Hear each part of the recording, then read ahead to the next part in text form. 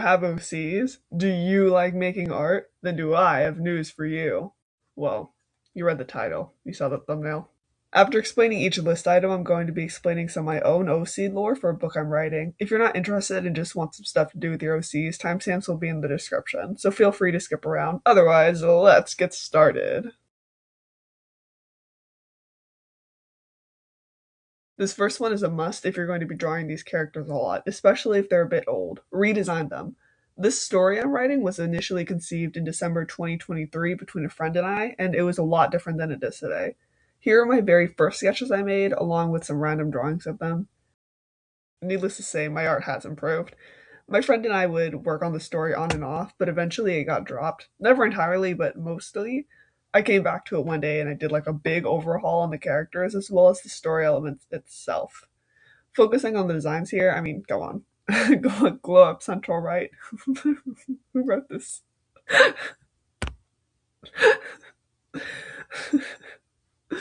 I changed the story from taking place in modern day to the year 2010, so the designs are slightly less modernized. I changed Delilah's hairstyle, keeping the red dye but giving her hair more volume and bangs. I also have no clue what turtleneck sweater she was wearing before, but I changed it to a hooded jacket. Oh, and I also learned how to actually draw bigger bodies. Charlie here got the best redesign, going from looking white to actually looking black. I changed Danica's hair slightly and gave her glasses. Chad stayed pretty much the same, though I did settle on a consistent hairstyle for him. Chosen also got better hair. Victoria and Morgan got added later on by me, so they both look the same, minus maybe their clothes and the exact way I draw their hair. Now that your OCs are redesigned, it's time for a warm-up. Make your characters in a character creator. I recommend Pickaroo, of course, but there are plenty of games and websites like The Sims or Nintendo's Meme Maker. For background footage, I chose Sky, Children of the Light, which is not a character creator. I did my best to create Delilah, the main character, and the character I'll be focusing on the most in this video, from the customization options. Then I tried to imagine how she'd make herself in the game. This activity can take anywhere from like 5 minutes to 5 hours, but I'm not spending too much time on it. Number 3, make a pin. This is easier if you have a pin maker, which I actually got for Christmas. If you don't have one, there are numerous tutorials online you can follow. I made a pin of course, Delilah. Here I am on the floor for whatever reason, and I'm just tracing out the general size, skipping over the drawing of the sketch, and moving on to coloring. Now that we have some time to talk, what is my story even about? I'm planning a trilogy. I know, just listen. Focused on high schoolers, I know. In a world where vampires exist. Here's a synopsis I have currently written. Delilah leads a quiet life, and she doesn't expect that to change once she moves schools. However, she quickly finds herself stumbling headfirst into a world where vampires are real. Not only that, but everyone seems to be keeping secrets, even though she's meant to trust. When a counselor suddenly goes missing, secrets are pushed into the light, raising more questions than answers. Caught between exciting new discoveries and trying to have a normal school year, Delilah learns that not everything, or everyone, is as they seem.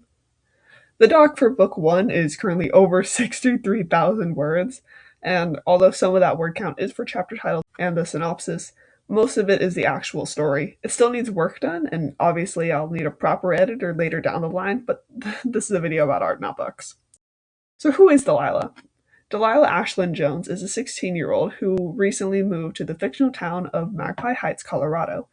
She lives with her mom and dad and spends most of her time reading. She has a bit of a troubled past, having dealt mostly with self-esteem issues and loneliness, which carries over to present day.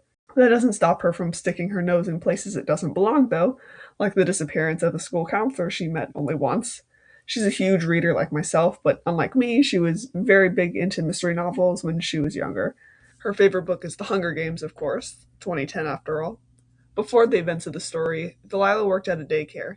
During the events of the story, she's unemployed. But that's okay because she's busy being the protagonist. In the meantime, she's learning what family, love, and home mean. It's hard, especially when she's unsure who exactly she can trust, but it's something she has to navigate during the story. It's something I actually really liked working with, especially with these characters. They're not perfect, and some are a lot less perfect than others, but each one has a different definition of home, and I really like that. What happens when they find that home? What happens when it's taken away? It's just fun. Back to the video, I'm adding the last details of the drawing and putting everything together. You can see here I almost forgot the protective film. After this, I struggle to actually press the pieces together since I'm using my left hand with an iPad in my right and at an odd angle since I'm on the floor. Once that's done, though, I can add the backing, struggle less this time, and voila, there she is. Very easy to make, and now you have merch of your character.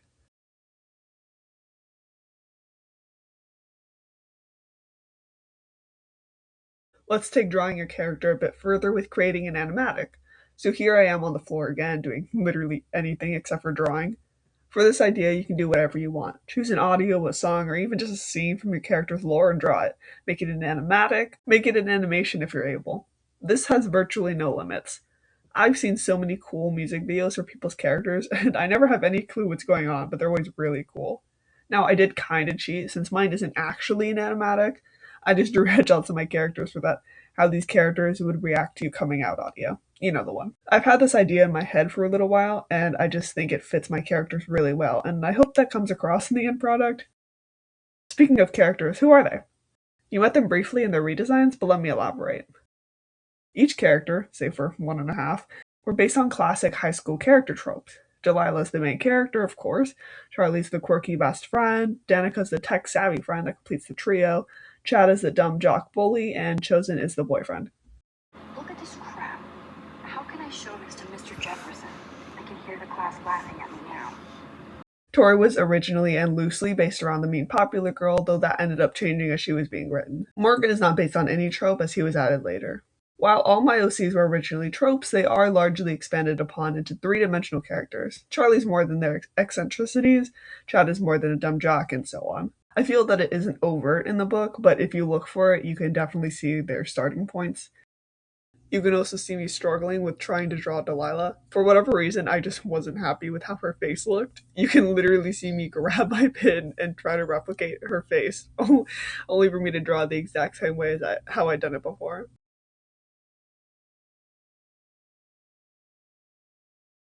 After that, I moved on to Charlie, whose face I also couldn't draw. I don't know what was up with me that day because I also forgot to draw the little swoosh of Danica's hair and had added later. But with my drawing done, let's look at the final product. You're gay. You're gay. You're one of them queers. You're girly pop. Let's take a bit of a drawing break by giving your characters a signature something. Personally, my characters all have a color associated with them. This is the color I always draw them in, the color that symbolically fits them, and the color that follows the character around when they appear in the text. For example, Delilah has red hair, and the sunlight is often described as golden when Chosen is around. This also gave me an excuse to give my characters a scent. What perfume or cologne do they wear? This took so long because I don't really know scents, but after much Googling and referencing my Bath and Body Works scents, I'm quite happy with what I have.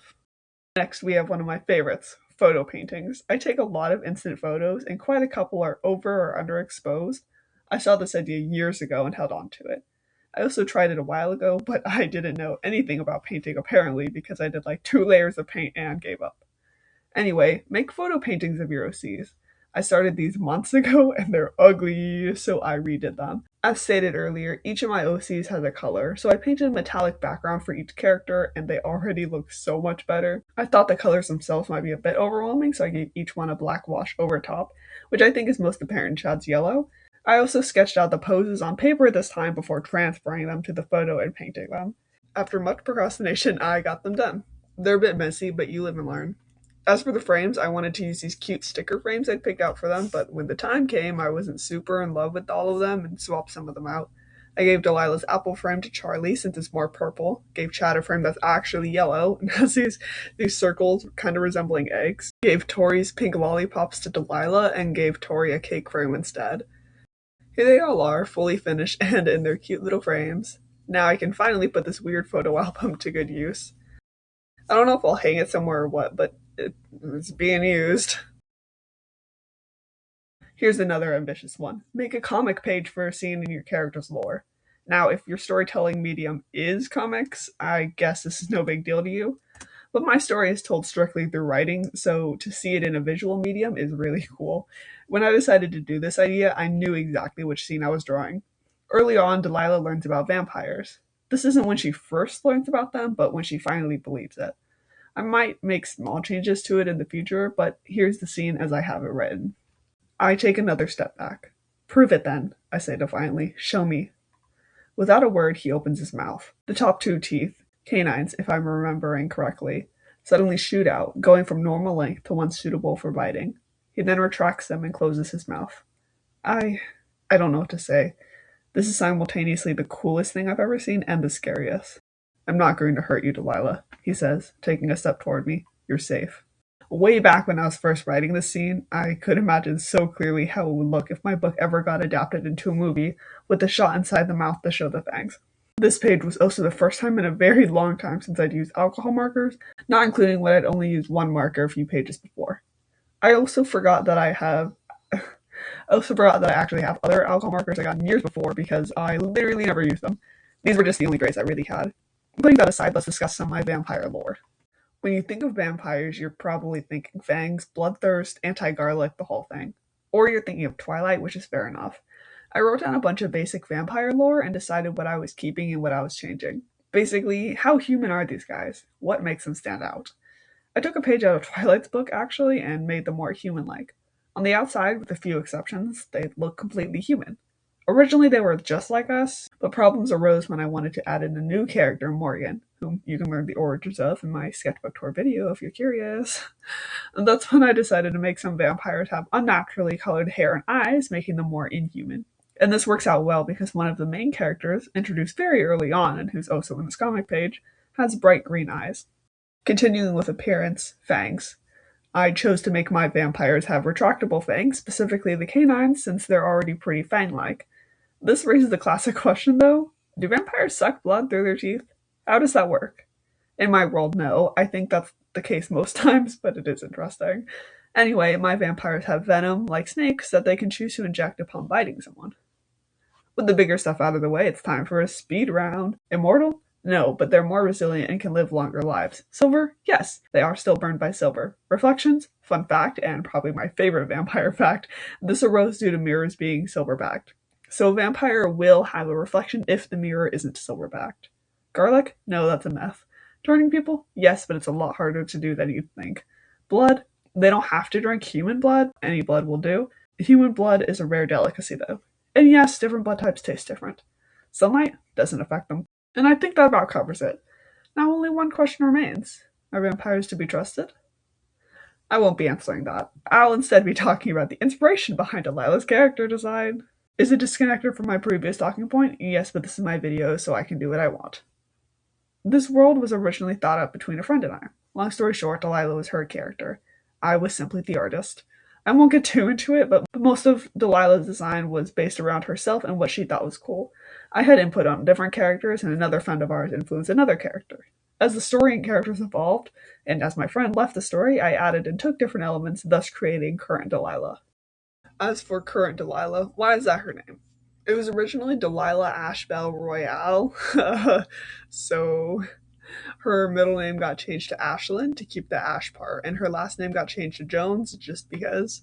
You could connect it to Coraline if you like, as I did when I rewatched the movie. I mean, come on, a girl with colorful hair and at least semi-neglectful parents moved out to a small town and starts unraveling mysteries. It's perfect. The other character with a major overhaul on their name is Chosen. His original name was Charbel Chosen Cattle. His new name is maybe equally as stupid, now being Charming Chosen Chambers. I think the only other character whose name changed is Danica, going from Lovestone or something to Lay. I just want to talk about my character some more too while we're here. I made a video some months ago called My OCs as Vibes, where I just put together a little background for each one, excluding Morgan, and put in 4 photos to match them. I won't explain everything outright since that sort of ruins the fun, but I am really happy with it despite its simplicity. If you want some more insight into who they might be, well, the video's there whenever. Anyway, my characters! My story takes place in high school, and I'd say they're all relatively normal high schoolers, minus the vampire stuff. Charlie helps make theater sets and prop pieces. Danica hacks into the security footage as a hobby. Chad and Chosen play football together, and Tori's in a bunch of after-school activities, her main one being choir. Also, I'm not sure how obvious it is, but I keep my characters in a very specific order in my mind. Delilah's first, obviously, then Charlie since they're her friend, then Danica since she's Charlie's friend, then Chad to round out the four, then Chosen since they play football together, then Tori since they're cousins, and then Morgan since he's Tori's friend. It just makes sense to me, so that's how I always organize them. This isn't including the photo painting footage, because I somehow messed up and had Danica's second. A few days after doing this page, I created a full spread for another scene, which you'll see in just a moment. For now, let's see the finished piece for the page I've recorded.